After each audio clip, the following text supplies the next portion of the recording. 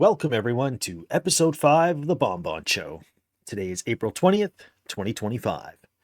I am one of your hosts, Aaron, and hot off the press with Kirk and his little bit of Japan gallivanting, we're here today to chat about Kyoto, a place I haven't been to in about 10 years, but Kirk, since he was just there the other day, with all his insight, will inform us of Kyoto's current state and highlight key areas to visit.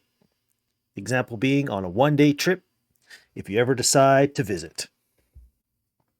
Hey, Aaron. You are getting better at this intro thing. Hello, everyone. This is Kirk, and yes, I went gallivanting in Tokyo to escape the stresses of grad school. And in this episode, I wanted to talk about the trip, share a 1 day itinerary I used when I was there, in case listeners who are thinking about visiting Kyoto want to use it. So, first, let's start with Yes. a question. Aaron, have you been seeing the crazy news and the social media posts about what's been happening in Kyoto recently? I think I've seen some news articles. NHK has posted some things. There's another news site I follow, Sora News, which they do like lots of wacky things, but they'll talk about Kyoto every once in a while and share some of the things foreigners are doing there. Hmm. I don't look at a lot of social media stuff in terms of like what's on Twitter or Instagram or those other services, so I don't see the videos or see all the daily stuff. But I do know it's been getting busy or it's quite hectic there right now, and I know that with the Japanese yen being a little bit weaker, it's been favorable place to for other foreign tourists to come to Japan, and especially a lot of people when they come to Japan for the first time kind of like to do the golden triangle or whatever that you might call it, where they go to Tokyo, Osaka, Kyoto, and so I know those zones are really busy. So I know some of the things that have been going on. The crowds have been nutty. I've been hearing um, just people not respecting like the local traditions and norms and typical behavior that Japanese people would expect people to be, behaving at. And so, you see signs and things of people, you can't go here or don't do this. And I think um, that's been kind of on the nerves of the locals as of late. What that looks like specifically, I don't know. But I do know people are going more often now because even here at home where I live, I'll have people chat with me every once in a while and they're like, "Yeah, I want to go to Japan. I want to go to Japan. I want to go to Japan."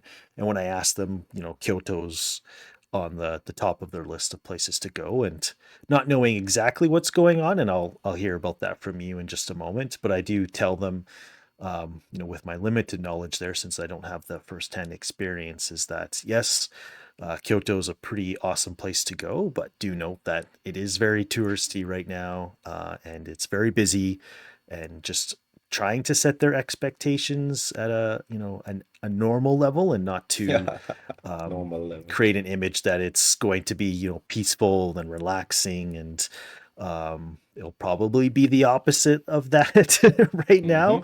Hmm. But yeah, so I know a little bit, but I'm looking forward to hearing what your recent experience has been like to get a better picture of what the Kyoto of today is like, since the version I went to 10 years ago, I would assume is going to be a lot different. So I'm sure I'm in for a bit of a surprise.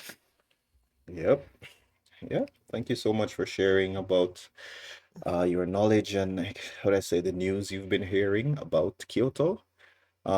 Yeah, so I live in Japan, but I don't know. I understand what the news is saying about the yen being weaker, and it's been like the exchange rate is favorable if you're spending other currencies, which means many people are now coming to Japan because it's so much cheaper, like half the price Hmm. compared to a couple years ago. And Yeah. after COVID and people have been able to travel for a long time, apparently Japan is like one of those places that are at the top of many people's lists of places to visit.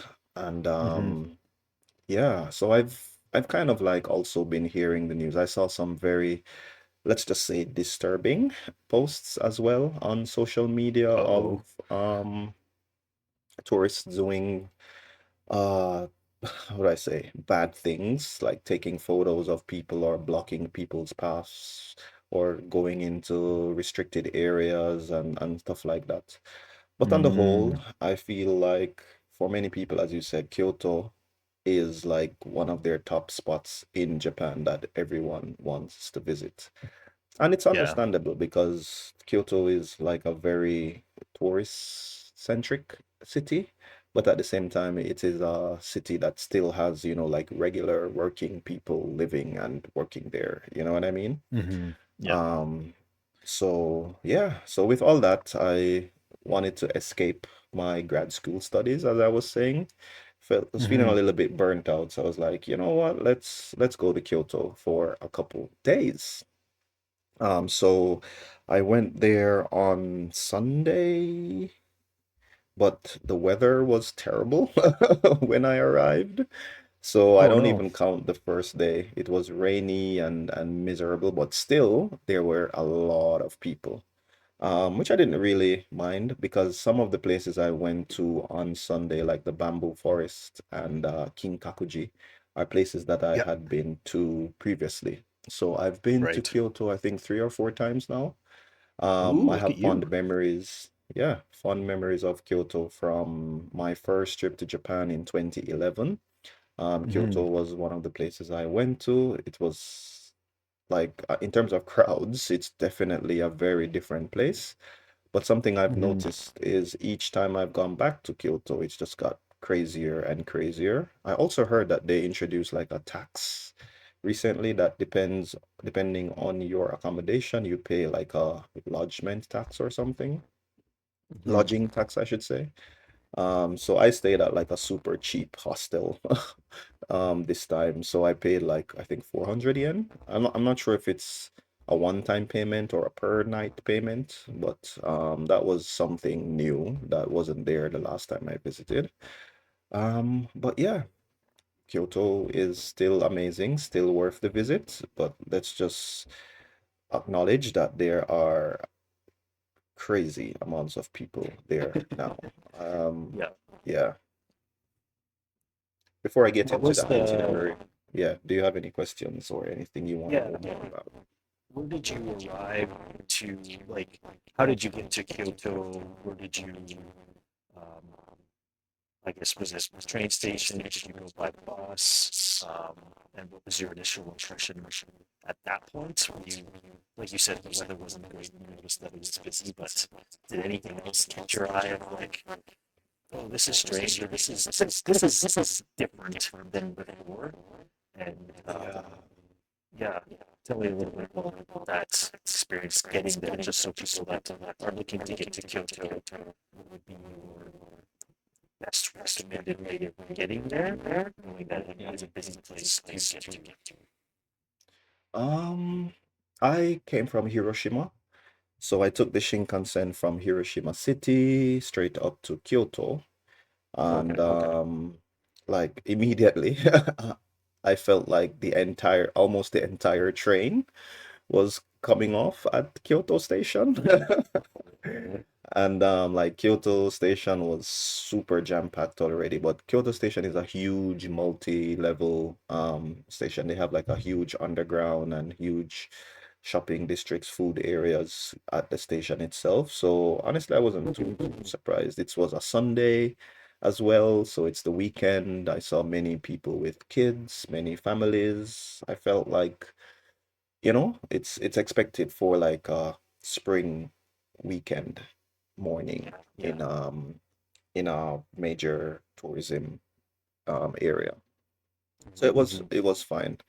But like even just navigating the station was a little bit difficult, you know what I mean? Like the elevators, the escalators, just the space was just like very tight already. But I don't know, maybe I was just on the high of being in Kyoto. It was fine. Navigated my way to like the tourist center and got some maps and stuff. But yeah. Is there any ongoing, I guess at the time of this recording, is there any ongoing construction or difficulties at the station in terms of inconvenience, or is the station pretty much fully operational at this time? Yeah, I think it's pretty much fully operational. Like the last time I visited Kyoto, I remember there was some construction going on the station itself, but Hmm.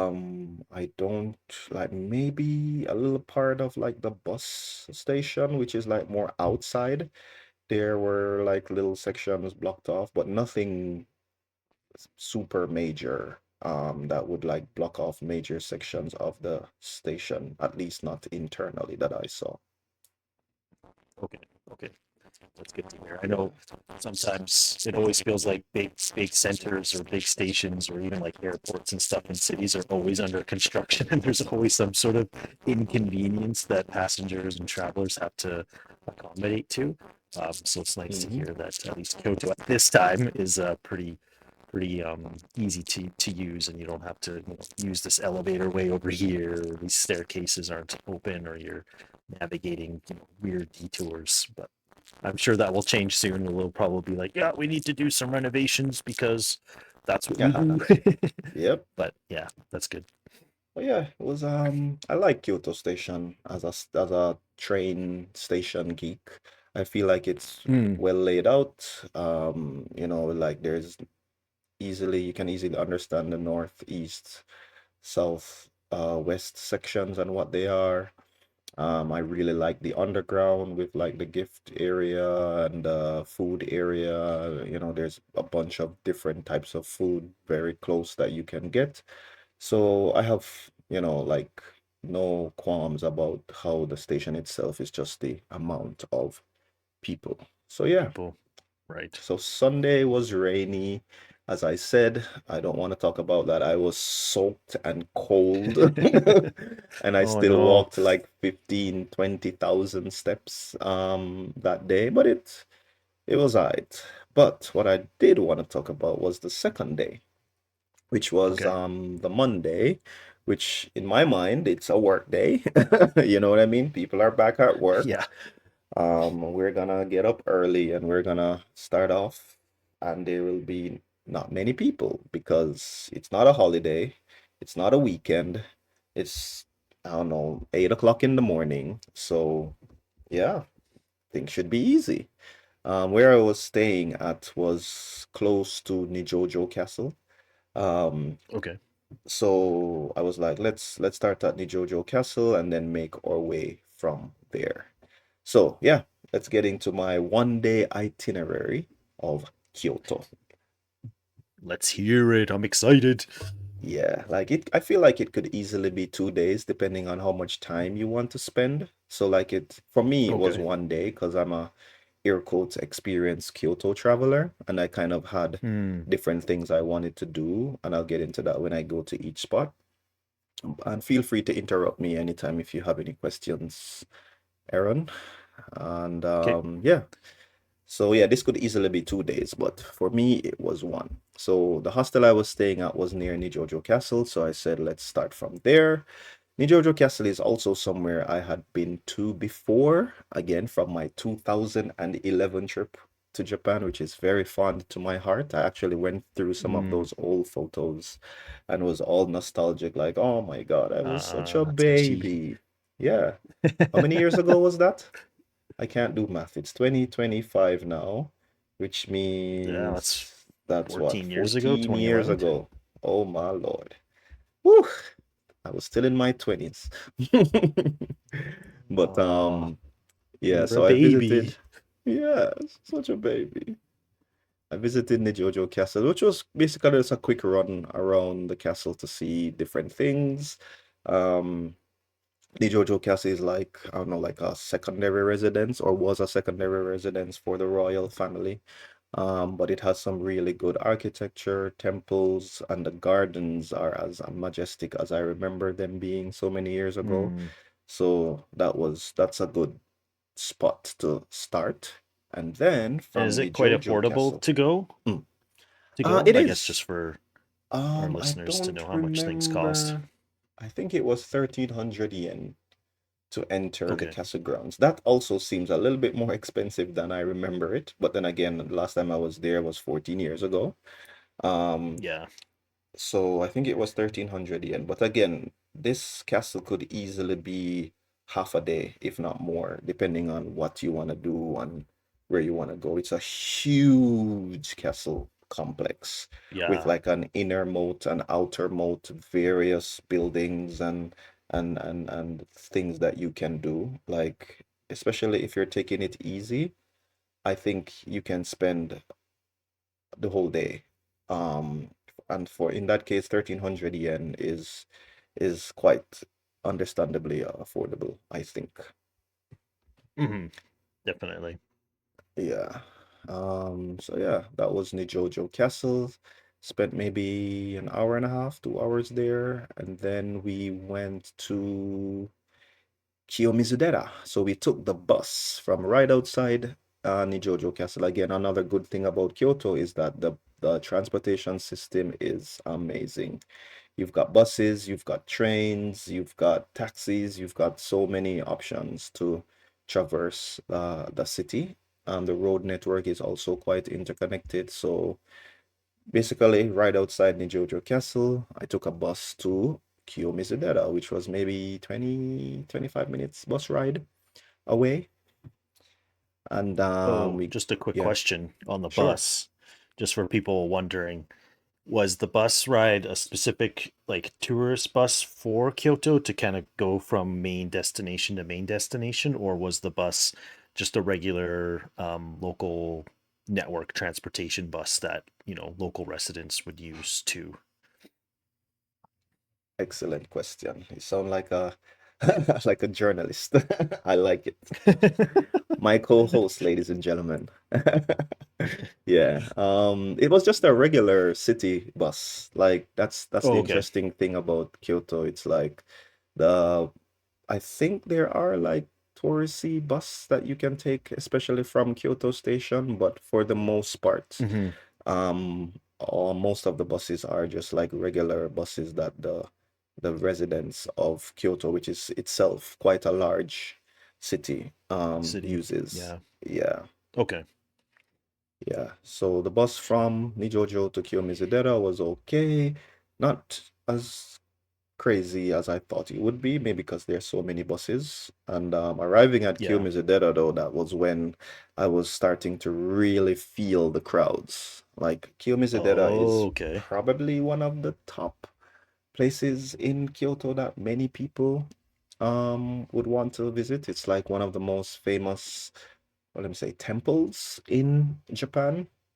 I still need to read more about it, but my main goal for visiting Kiyomizudera was to collect the Goshuin, which I had failed to do in two previous attempts, again because of the crowds.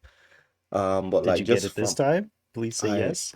I managed to get it after Oh, climbing up yakata. the hill and braving the crowds. If you're watching this episode on YouTube, there is like clips of my time in Kyoto, recent time in Kyoto, playing in the background. So if you are watching it on YouTube, you can enjoy those clips. But yeah, it was just a lot of people climbing up the hill because Kiyomizu is like on a hill or mountain hill Hmm. overlooking Kyoto City. But again, there was hardly any space to walk.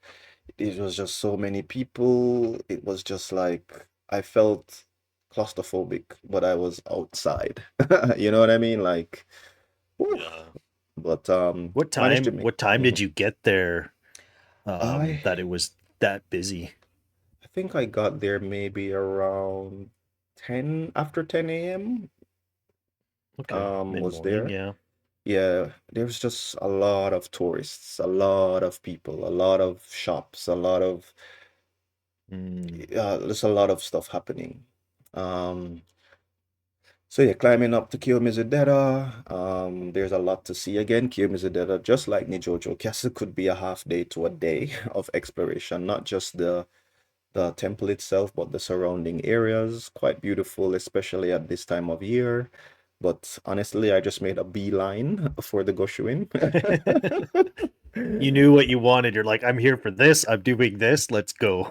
Yes. So even getting the Excellent. Goshuin, there was a line, but I think this is after, I don't know, years now of collecting Goshuin. I'm almost finished with my book. We'll probably need to do an episode of the Goshuin or temple slash shrine stamps soon.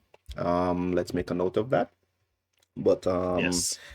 I think this was my first time going to a temple or shrine where there was an entire room with multiple people.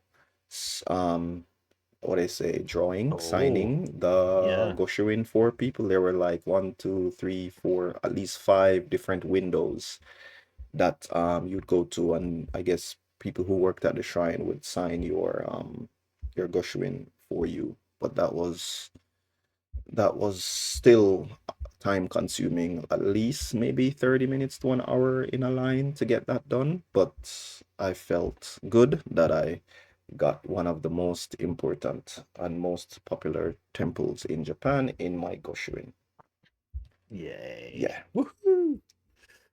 After Kiyomizudera, we went to Yasaka Pagoda, which is like a walking distance from Kiyomizudera. This was a shorter stop. Again, crazy amounts of people, but it's more like Hmm. a Instagrammable photo spot where you could get like some nice shots at um what I say, in the presence of the pagoda. It looks really, really nice. The weather was also quite beautiful, but again, a crazy amount of people. And I felt like things were quite crazy where people were jostling for photo opportunities with the pagoda. But I managed to get a few snaps and a few clips, and I don't know, I feel like I'd want to go back there maybe in the early morning or evening because it's like a public Hmm. space. So it's Are not the like, streets quite narrow and tight when you're yeah, making that journey? Yeah. definitely. So as you know, like back in the day, and listeners might not know, but like shrines, temples, these places were like central to different parts of Japan and cities, etc. Like the way I guess train stations are now in Japan. So you'd have the temple or shrine, and then you'd have a whole shopping apparatus springing up around these areas with very narrow streets and different things happening in the markets and different vendors having their wares for sale, etc. So that's the case with the Kiyomizudera. The surrounding streets are jam-packed with all kinds of stores where Mm. you can get different things and eat different things and ryokans and all of that. So that was what I say, an interesting experience. But again, there's just so much you can do when you're, I don't know, tussling and trying to maneuver the streets. But yeah, Yasaka Pagoda, very beautiful. I think I'd want to go back there at sunrise or sunset as to get better shots. Yeah, I think for me, if I was in that environment, I think it would take me out of enjoying it just because when there's lots of people around, I think I'm so occupied and my brain is just so focused on like managing the Exactly. just getting around that I'm like totally forgetting where I am and I forget to enjoy the moment because my can only process so much that I think it would be very difficult. So I think the key and that you're saying is like if you'd go back again, you would go early morning or late at night. And so I think that's key information for the listener to hear saying, these places are awesome, but if you want to be more in the moment and experience that environment a little bit more intimately or not feel like you're getting forced out of the moment, then kind of heeding these tips that Kirk is saying is I think will be key to making your journey there a little bit more enjoyable, depending on what Hmm. you're trying to get out of it. So yeah, Yeah. that's good information So to hear from you. mhm. And while I was there too, I actually went with some of my classmates to kind of show them. Some of them are new to Japan, some of them have never been to Kyoto. And I don't know, I'm Mm. kind of like a senpai now, reluctantly. So I was Ooh. kind of shepherding a small group of people, and like it was, I don't want to imagine what a tour guide or these type of people who have to shepherd people through these types of crowds, what their experiences are like. Yeah. Maybe they're more experienced than me, but oh my God, I think this was the most stressful part of the day. Like watching people getting eaten by the crowds and trying to find like my lost sheep. Got to put like tracking tags on your group and track them on your phone or something. Exactly. Exactly. But quite an interesting experience. And so from Definitely. Yasaka Pagoda, we actually went to my favorite spot of the day. Nishiki Market. So we took a bus. So we walked back down the hill and took the bus on the opposite side of the road, where we came off for Kiyomizudera, and we took it to Nishiki Market. We could have walked, but I feel like some of us were getting tired and hungry at this point. So Mm, we that's fair. wait, I think we walked a little bit from Kiyomizudera to escape the crowds and then took another bus, maybe 10 minutes, 15 minutes walk away from Kiyomizu, if I remember correctly. But there is a bus that you could have taken, but the bus stop was overflowing with people. So we Oh, walked yeah, half that the makes way sense.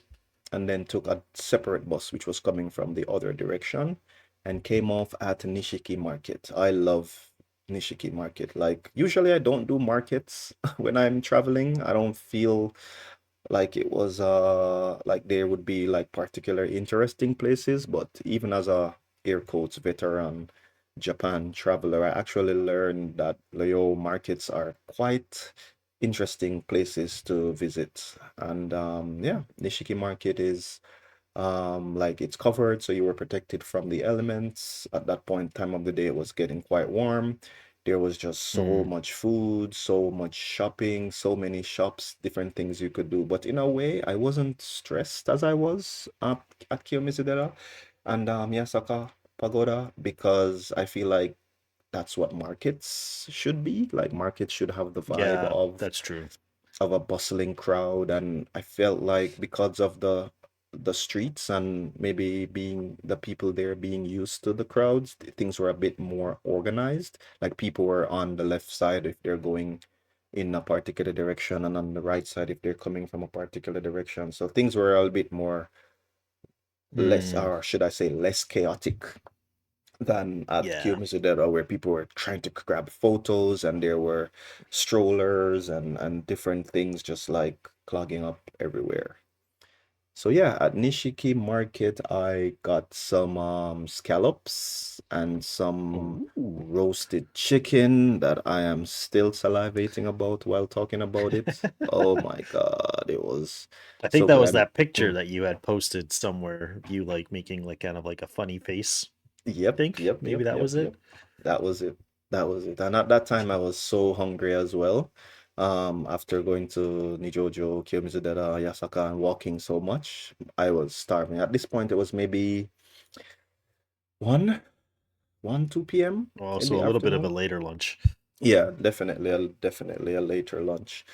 And yeah, those scallops were just doing things to me that I cannot say in the podcast.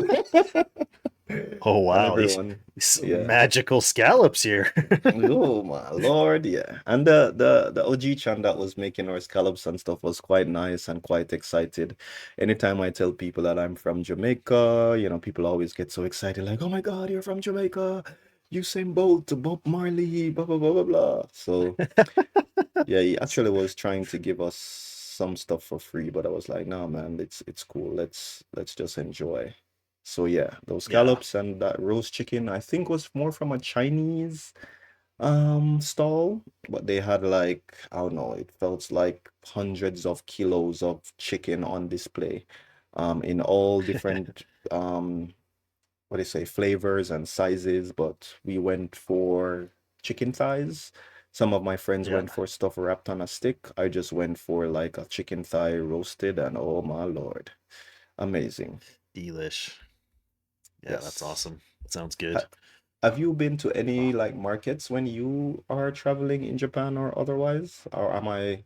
Oh yeah, Yeah. totally. I think some reason I don't normally seek them out. It's just my natural tendency for Mindy and I to just find them on our own and just usually they're like the local ones. We've definitely gone through some of the bigger ones too, but it's always just kind of like a nice surprise when you stumble upon them and you're like, "Oh, look at these like golden nuggets of stores and shops and food that you can try and stand around and experience." So, yeah, I would definitely recommend people if you're in the mood for some unique shopping experiences or you're hungry or you just want to see some cool things or just people watch even.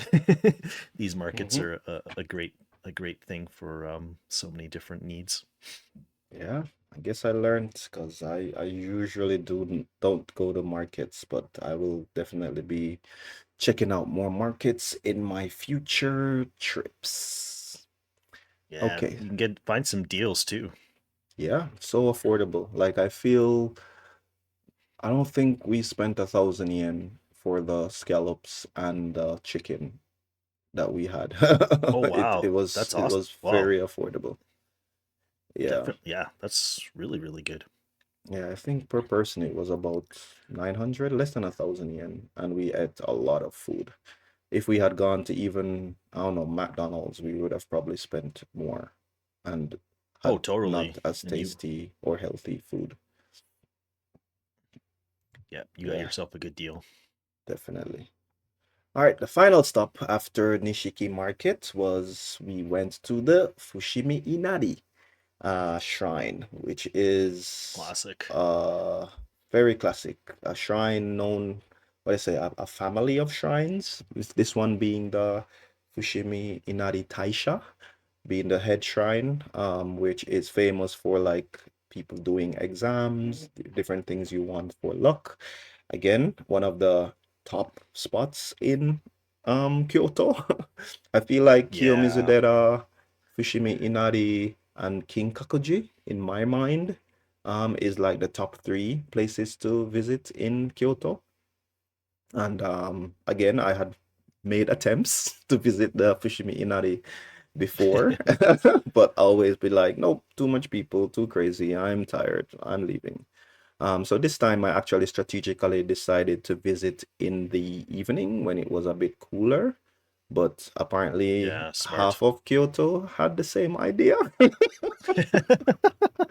So Oh when I got no. there, the sun wasn't as crazy. It was getting more into the late afternoon, evening, but it was very similar to Kiyomizu-dera, a huge line. It wasn't as much uphill climbing as it was getting to Kiyomizu-dera, and at that time, I'm sure I had at least clocked 20,000 steps already for the day. Cool. Um, but it was cool. I wanted to get the Goshuin, which I managed to, but I didn't get it from like the temple people that signs it into the book. I had to get like one of the Oh, pre-signed papers, which is fine, I guess. But so I managed to get that. But honestly, after like walking around Fushimi Inari for a while, again dealing with the crowds, yeah, we were tired. yeah, that's fair. We That's a long day, 20,000 plus steps and mhm. just dealing with the crowds and whatnot. Yeah, I think by that time I'd be pretty tired too. Yeah. So we walked around a bit, not exploring as much as we should. And I know I've said it before, but like many of these places, Kiyomizu-dera, Nijojo Castle, Fushimi Inari, could all be full day trips depending on how much time you have and how slow you want to take it. So I feel like out of all the places that I had been to in this Kyoto trip, I feel like I'd want to go back to Fushimi Inari and of course Nishiki Market for some more food. Hmm. But yeah, I feel like at some point we all just looked at each other while at that shrine. I was like, "Yep, I think we've had our fill for the day. Let's go back." So yeah, any questions before I do a recap? Yeah, I think leaving a place when you're like, I didn't get to see everything, but that inkling of, yeah, I would like to go back rather than overstaying your welcome and then being like, oh, I had enough of that place. I never want to go back. It's always nice to leave, a little bit early rather than staying too much. So I think when you were saying that you went in the evening, I was like, oh yeah, that's when we went too. It was later on in the day. And again, that was like 10 years ago, and that was really the only thing we did in Kyoto when we went there, because it was just a quick stop. We were passing through, and so we were like, we have time for one thing, and it ended up being Fushimi Inari. And yeah, it was not as you were describing it when I went. There Mm-hmm. was definitely like people around, but it was very casual, no crowds to deal with, and Mm-hmm. yeah, so it was very pleasant. So yeah, your description of your experience is just so contrasting to what mine was. The only thing I did differently was the first time I went, I think, and I didn't do a lot of research. Like I went to some of the main things like Kinkokuji and Ginkokuji, and I think there was like a philosopher's path that we walked through, which was really nice because it was just at the start of the spring cherry blossoms. Was and I probably should have did research, but I was like, oh, it'd be so cool to like go to the Nintendo building and see what like the head office and see what it was like. So I went to there and I was like, yeah, they gotta have like maybe something that someone could go in and like maybe like a gift shop or something. But And then you were no, it almost was arrested. literally like it was just a an office building that was blocked off and you couldn't do anything with. And I was like, well, I'll just take a picture of this and leave and pretend I never even came here because that was a waste of time. At least they have like a So, Nintendo museum now. So next time you yeah, can Nintendo definitely do Museum that. now, which I was gonna ask you about if you saw a lot of promotion even at like the train station and whatnot about it. But yeah, Ah. back when I went, Nintendo Museum was not a thing. So that was yeah, that was fun. It was funny to go there and be like, oh yeah, I probably should have done research, but I kind of wanted to be surprised with whatever I found instead of looking it up on the internet. But hindsight, I would have been like, yeah, I should have looked that up on the internet before I went. So if you are planning to go to the Nintendo head office because you think there might be something really cool for you to do there, no, just go to this new museum instead, would be my only advice.